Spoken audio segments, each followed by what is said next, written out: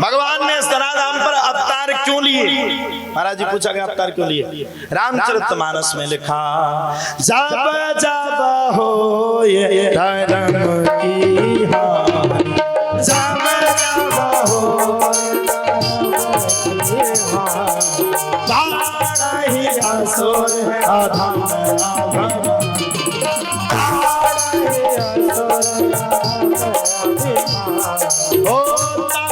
तब धरे प्रभु विविध शरीरा,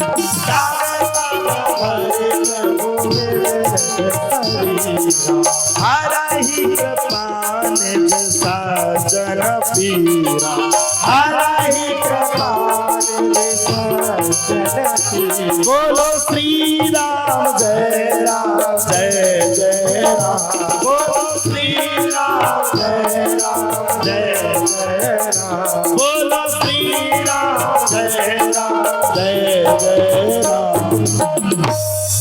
क्या कहा? जब जब होए धर्म की हानि, महाराज जी बारही असुर अधम अभिमानी, और तब तब धरे प्रभु विविध शरीरा, हरहि कृपा निज सज्जन पीरा।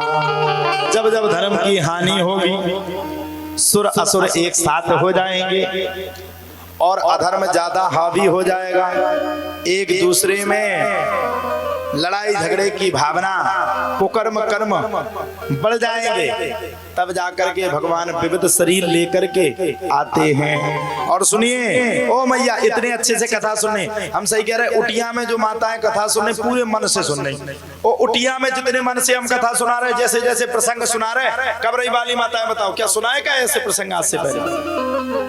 अलग से हम 3-3 बजे रात तक पढ़ाई करते हैं महाराज जी भक्तमाल कथा में, और हम सोच रहे हैं कि जब धन्ना जाट की कथा हो ही रही है तो बालाजी सरकार की पूर्ण कृपा हम यहाँ पर लगा देंगे और लोगों को पूरी कथा सुनाने का प्रयास करेंगे।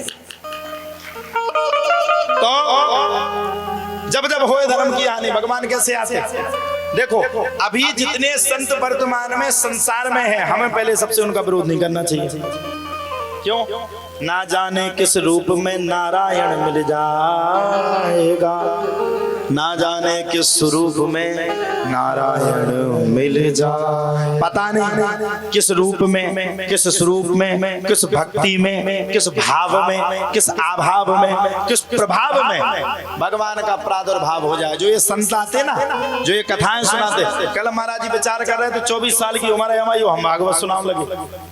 अबे तो हमारी खुद सुनने की उम्र है महाराज जी। 13 से 14 वर्ष में हमने भागवत को शुरू किया, 13-14 वर्ष, और बराबर सुना रहे। एक दिन हमने अपने गुरुदेव से पूछा, मलुक पीठ वाले महाराज जी को तो आप पहचानते होंगे, वो हमारे गुरु जी। हमने पूछा, हमने कहा गुरुदेव 14 वर्ष से हम भागवत कथा सुनाने लगे, इसके पीछे क्या प्रभाव है? हमारे गुरु जी ने हमसे तुरंत कहा, बोले भाग्योदयन बहुजन समर्जते नो। बोले भागवत में लिखा, एतस्माद् परम किंचिन मनः शुद्धेन विद्यते, जन्मांतरे भवेत् पुण्यम तदा भागवतम लभेत्। इस श्लोक का मतलब क्या है? एतस्माद् परम किंचिन मनः शुद्धेन विद्यते, एक जन्म नहीं, जन्मांतरे भवेत् पुण्यम।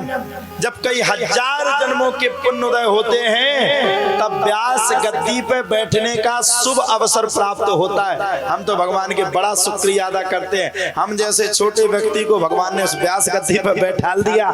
हम अनायास कुछ जानते नहीं, विद्वान है नहीं, सबसे बड़े ढोर हैं, कुछ जानते हैं नहीं, और भगवान की कथा को सुना रहे हैं। हम अपने आप को बड़ा भाग्यशाली मानते हैं। आप लोग कथा साल भर में एक बार सुनते हो, हम साल भर में 20 बार कथा सुनाते हो, 20 बार कथा को सुनते हैं। तो ये भी पुण्य का प्रादुर्भाव है। भगवान ने कितने अवतार लिए? बोले भगवान ने 23 अवतार लिए, 24वां अवतार कलयुग के अंत में कल्कि के रूप में भगवान को लेना है। जब कलयुग बिल्कुल चरम सीमा पे होगा, कोई किसी की बात नहीं मानेगा, तब जाकर के भगवान लेंगे। चौथा प्रश्न, भगवान के जाने के बाद धर्म किसकी शरण में गया? दान धर्मान राज धर्मान पुत्र धर्मान विभाग सहा। स्त्री धर्मान भगवत धर्मान समासव्यासयोग।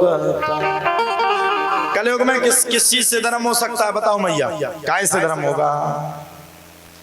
सुनिए, काल योग केवल नाम आधार, काल योग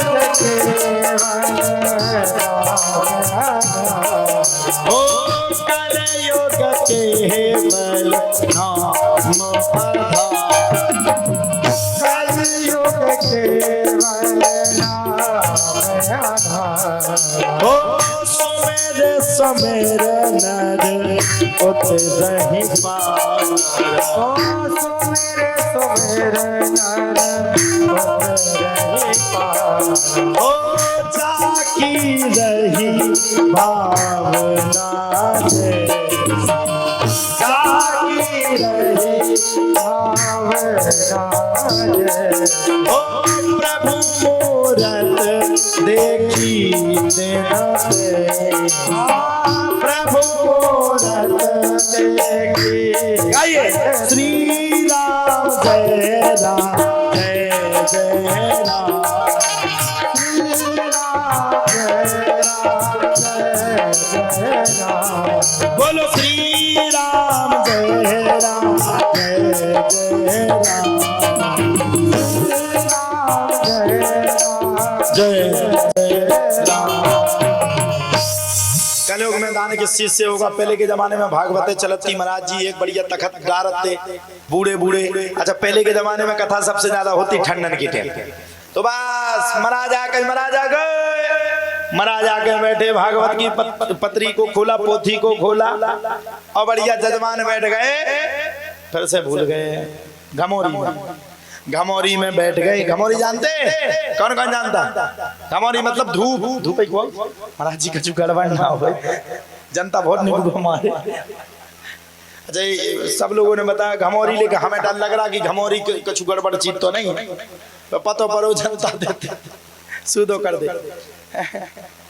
हम आता है घमौरी कछु दूसरी चीज को बोलते, तो हमारे साइड के लोग सुनने होंगे तो वो कहेंगे कि शर्म नहीं आती, घमौरी बोल रहा है।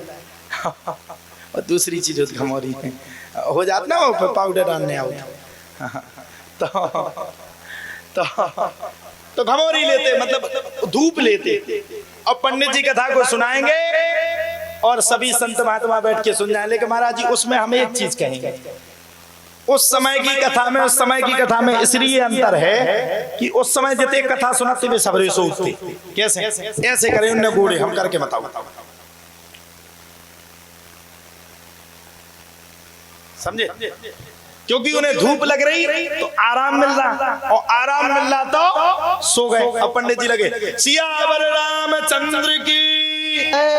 अब जैसे प्रसंग सुनाए तो पहले हुंका चलता था, हाँ कच चलो, हाँ कच चलो, कोई में बूढ़े बूढ़े डोकरा सो रहा है। समझे? और आज की कथा में इसलिए अंतर है कि तुम सोओगे तो हम तुरंत गा देंगे, और सुनो अगर तुम्हारे बगल में कोई सोता हो तो किसी की नहीं सुनने, तुम्हें कथा के बीच में तुरंत गाने लगना, संगीत ना बजाए, ऐसे गाइयो श्री राम जय जय राम। तो जो सो रहा होगा वो भी जाग जाएगा।